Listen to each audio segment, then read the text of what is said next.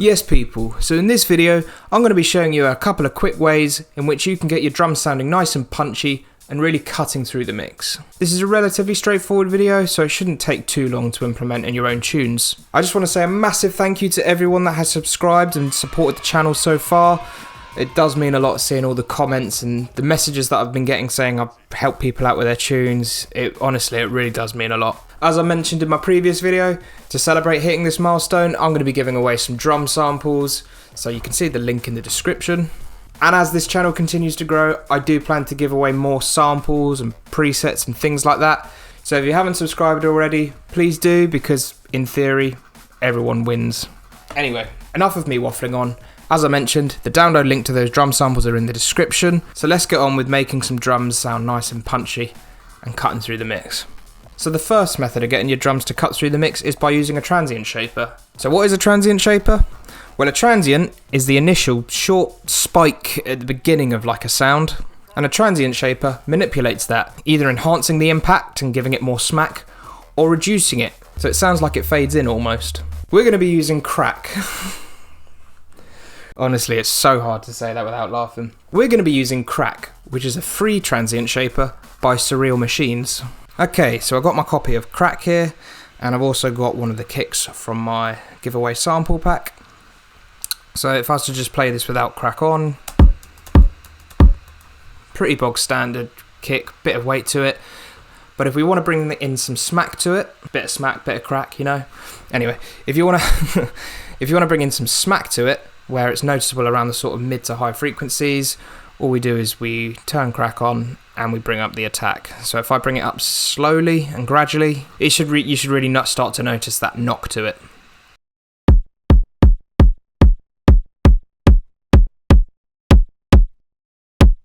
So obviously you can apply this to your kick or snare and it'll have a similar sort of effect. So if I just grab a snare quickly. So again.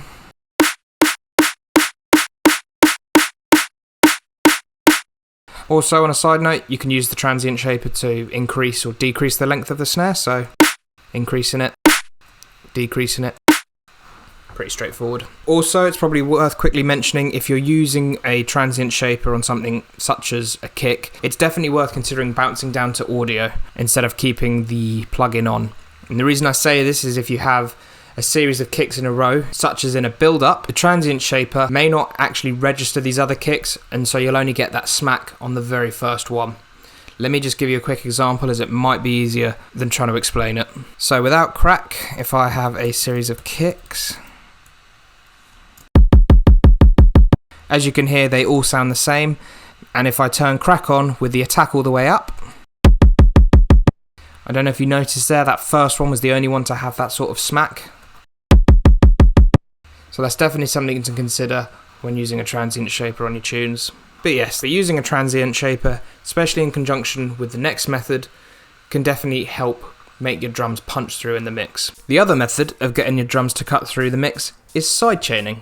And what is sidechaining? The simplest way to explain it would be that it's where one sound source is used to affect another sound source.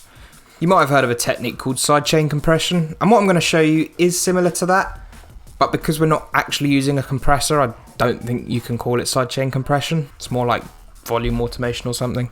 Anyway, the tool we're going to be using for this is the VST Flux Mini 2 by Calum Audio, which is another free VST, and what we're going to do is use MIDI to trigger it whenever the kicks or snares hit. Okay, so I've got my drums here, again from the little giveaway sample pack, and I've also just got this line of bass, which is from my previous video. If I play the pair of them quickly, so you can hear there's quite a lot of noise there. So the way we're going to get this to cut through is using Flux Mini 2. So what we firstly want to do is we want to draw out the MIDI. Now if you're using like a MIDI sampler or the drum rack in Ableton, you won't need to do this step.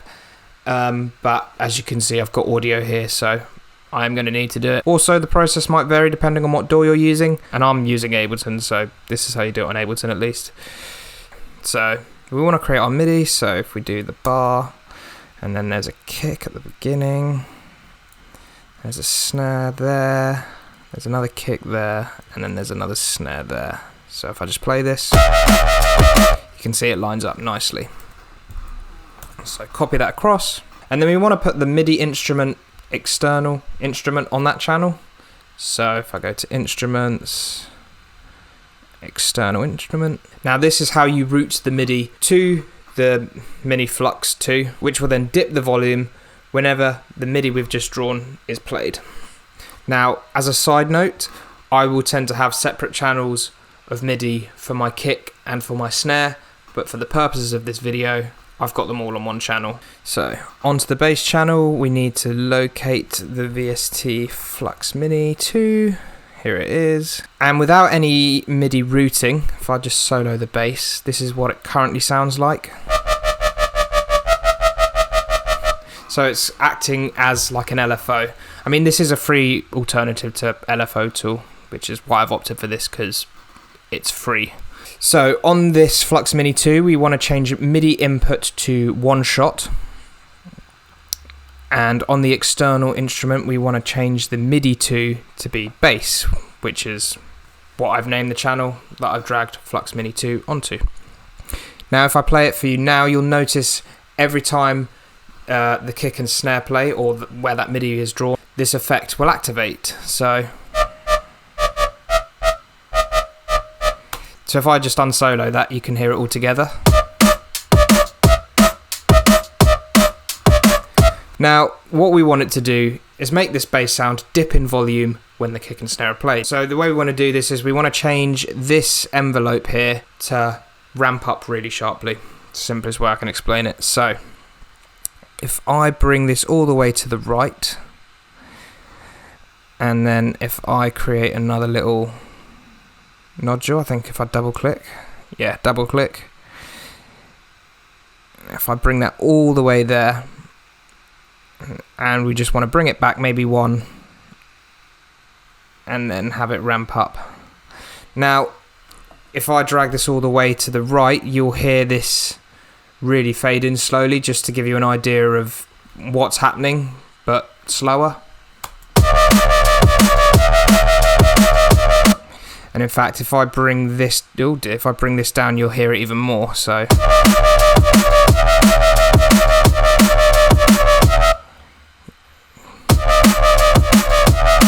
you can hear it's not quite opening up, but if we were to bring this over to the left, this effect will be happening in quick time, to the point where the human ear can't detect it.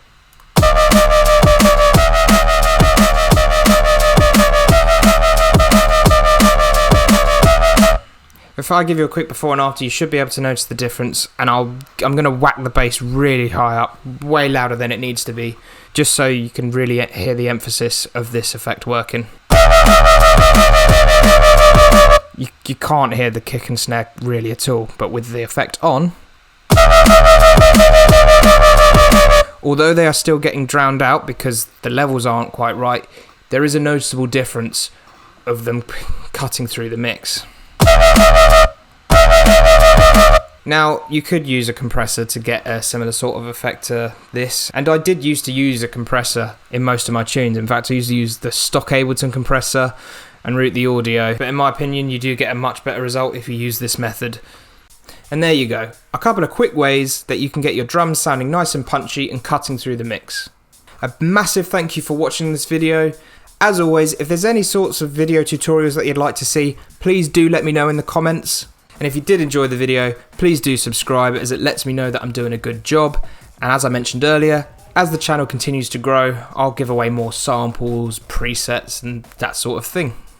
Anyway, until next time, see you later.